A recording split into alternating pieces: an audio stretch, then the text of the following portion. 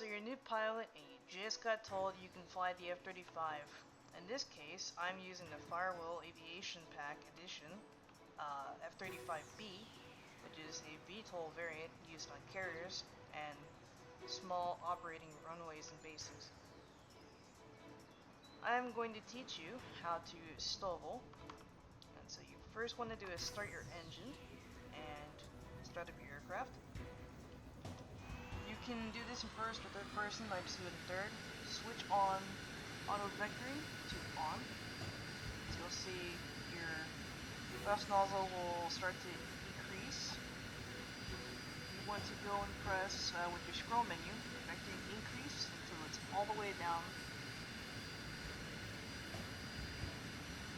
And once you're done with that, if you haven't changed your controls, you want to press shift and hold it. Start to gain speed a little bit, just a very tiny bit, more or less altitude. You can fly, kind of tilt around like a helicopter using your rotor and flaps. Q and E allows you to turn left and right very slowly. If you hold down Z too much, you will eventually stall out your aircraft and will need to re-engage your thrust. But it also gives you speed in return.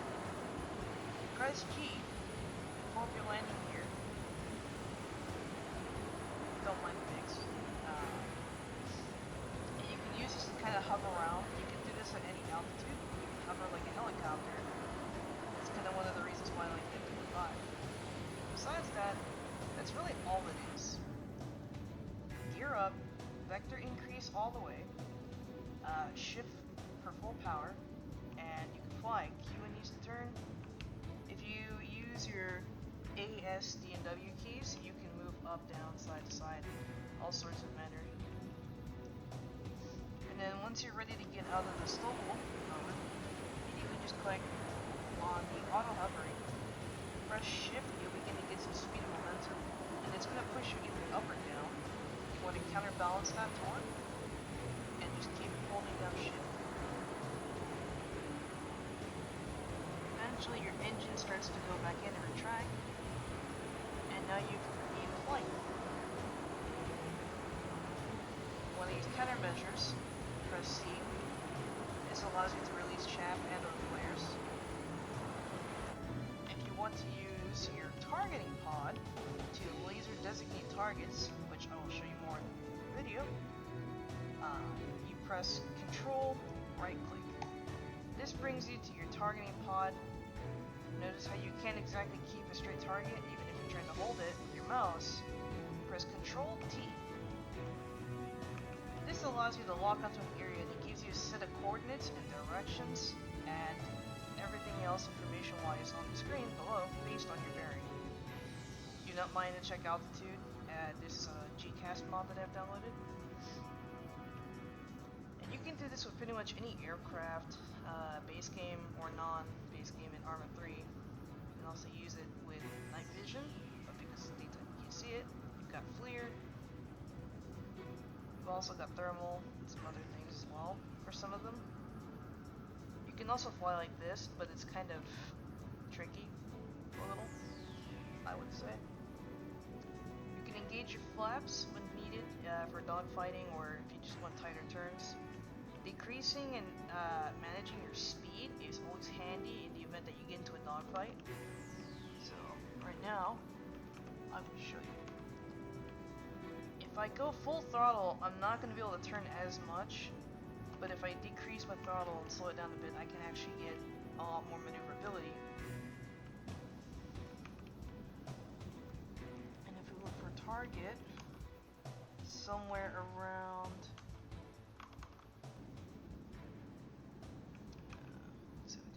They're flying around somewhere.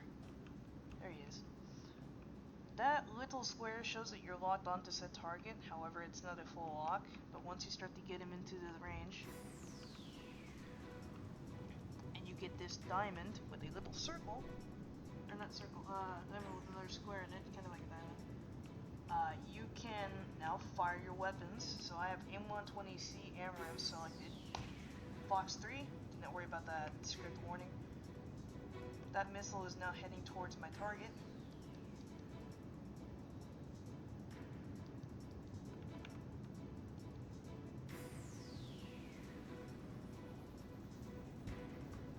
Splash. Fighter destroyed. If you want to switch to something like heat-seeking, you can use your AIM-9s. You don't always get this sort of tone or sound depending on the mod, but because I'm using Firewall Aviation Pack, it gives you an accurate AIM-9 tone. This tone you're hearing that was a different higher pitch sound is due to the fact that I have now locked the enemy with the AIM-9 Heatseeker. Increase my speed. Behind him. Missile is gone, and is now chasing after the target. And splash.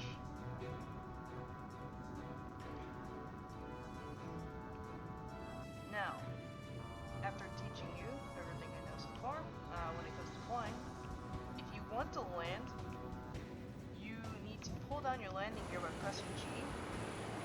You don't necessarily always need flaps, but they help.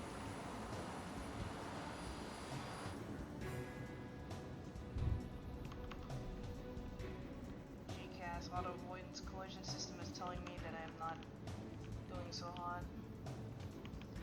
I'm trying to land. I'm going to turn on my auto rotate. Generally, whenever you fly without said GCAS system, you won't have any issues. You don't need to use auto vectoring like I am. But the only reason is because I'm having to fight this aircraft. This mod was not a good idea. But you want to take it slowly, relatively to about 200 to 100 kilometers an hour. And that runway is full, so I'm going to land here on this side. You want to just slowly pitch down and touch the ground real nice and gently. If you're coming in from more than 1 to 200 kilometers, there's a good chance it'll break your landing gear, and you'll see it on the top left corner is red or yellow. But that should be it. After you're done landing, you can taxi your plane by just tapping shift once and pressing Q and E to taxi the aircraft wherever you need to go. Say these hangars, which I will demonstrate by going to this left side. And once it reaches stop where you want to just get out of the plane, you hold down Z, scroll menu, go to engine off, and then you may hop out the plane. So, out of all this information, now you should have learned the basics of dogfighting and how to pilot your specific aircraft of choice that you choose to fly in Arma 3. Whether that be modded or not, it is up to you.